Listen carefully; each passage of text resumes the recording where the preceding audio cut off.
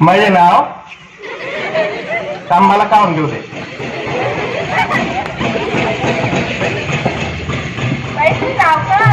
तू काय माझ्या नावाच्या मागे लागली का? तुला काय करायचंय माझं नाव ऐक. माझं नाव जाणून घ्यायचंय. नको नको आता सांग. मला लाज वाटते. आता सांग. जरा किती सर्व उभे लाज वाटते मला. नको नको नको ग नको. ते माझ्या फोटो काढते लाज वाटते मला.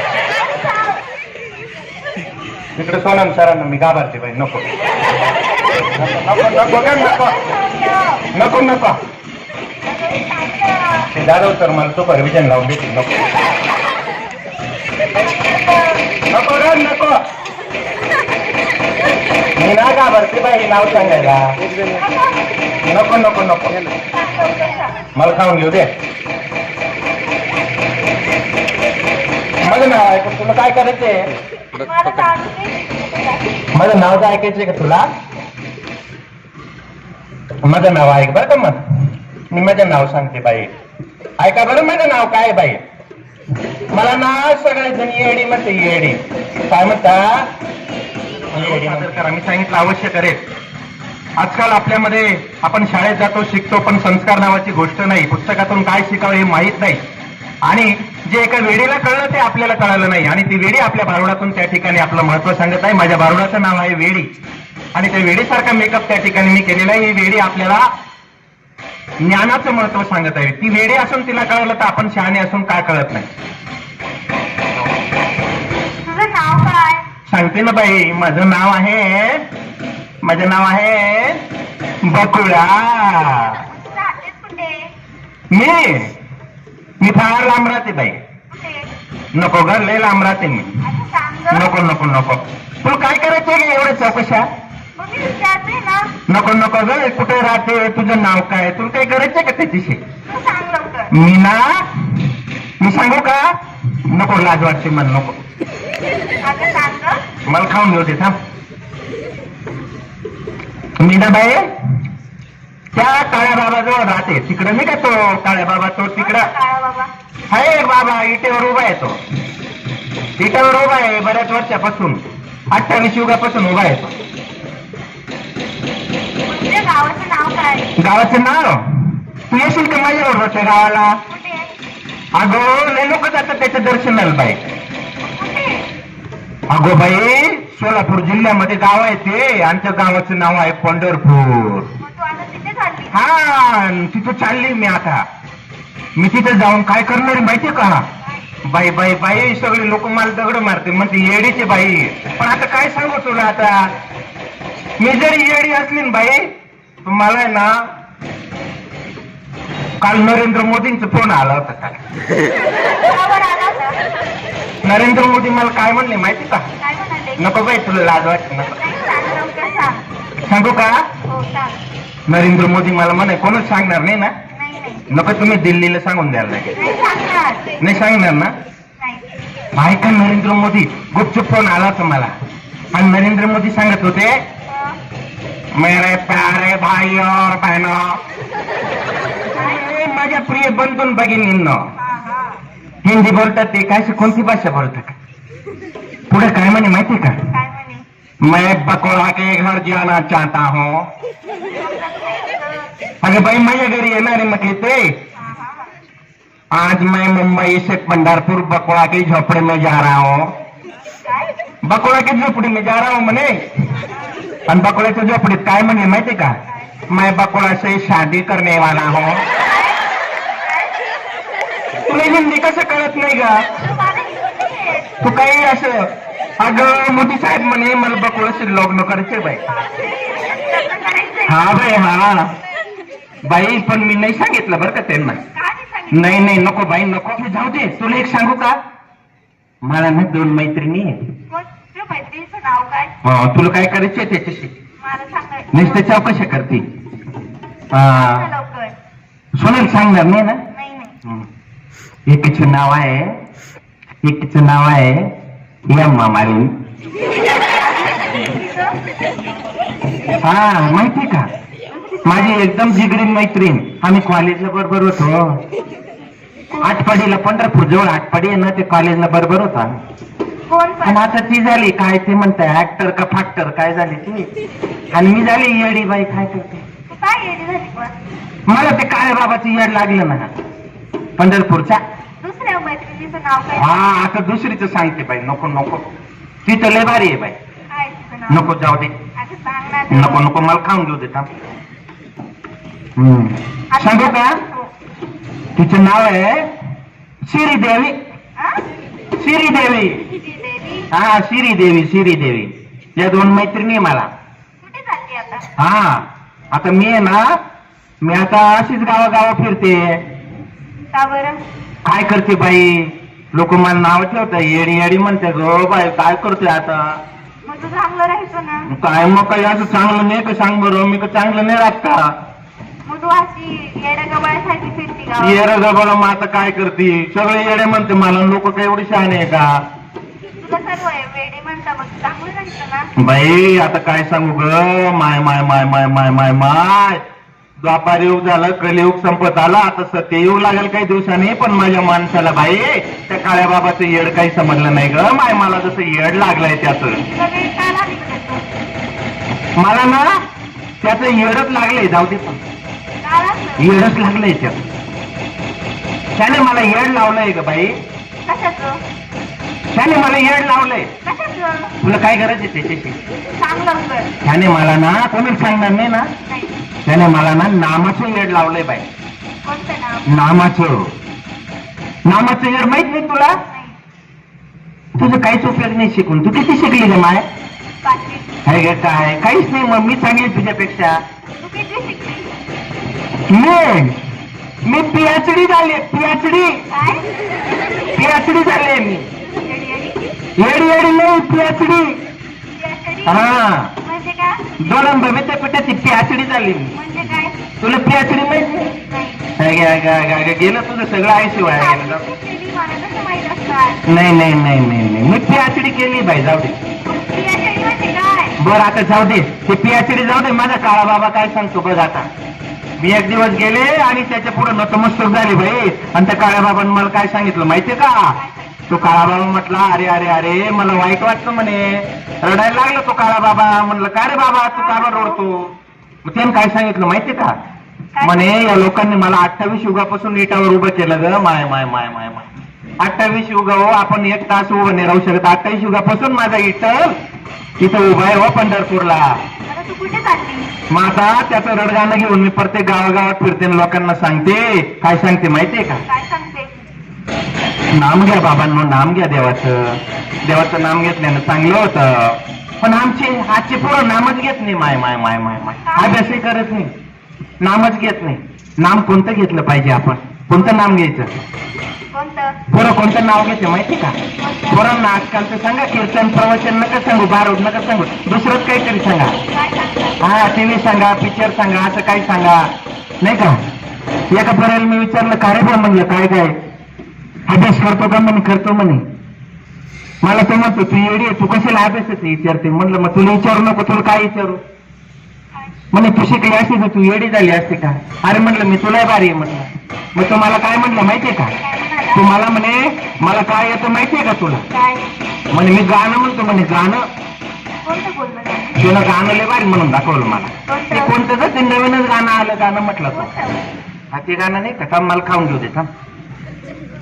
ते नवीनच गाणं म्हटलं तो कोणतं मला पण बघायचं जाऊ दे का ते गाण्याचे आपल्याला काय करायचे आपले काळे बाबाचं पाहिजे ते सांगतो तुला गाणं ऐकायचंय का हो ऐक हा मग त्या पोरेन मला गाणं म्हणून दाखवलं तू म्हणतो येडे माझं गाणं ऐक म्हणे आणि ते कोणतं नवीनच गाणं आहे बाबा बाबा बाबा बाबा बाबा बाबा ते काय म्हणलं माहितीये का झुकेगा नाही म्हणे साला झुकेगा नाही झुकेगा काय झुकेगा नाही म्हणे साला काय काय माहिती ते म्हणतो पुष्पा पुष्पा पुष्पा पुष्पा पुष्पा पुष्पा पुष्पा पुष्पा असं काही गाणं राहतं का काय म्हणा पुष्पा पुष्पा झुकेगा नाही साला कोण पुष्पा नाही असं नाही मला काय माहिती कोण पुष्पा मी येडी आहे मला काय माहिती तुला माहित पाहिजे होतं ना नाही नको मला फक्त एकच गाणं माहिती आहे बरं जाऊ दे त्यांच्या काळ्या बाबा बरोबर सांग हा माझ्या काळ्या बाबाचं सांगते थांब माझी साडी सुटली थांब